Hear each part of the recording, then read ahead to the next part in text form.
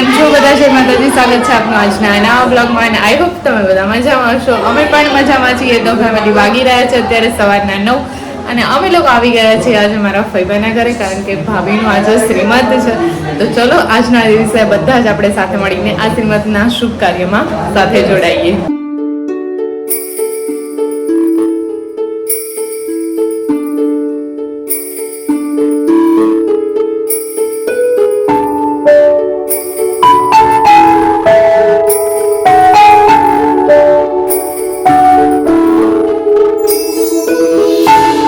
हरि ओम बोल श्री राधा माता की जय।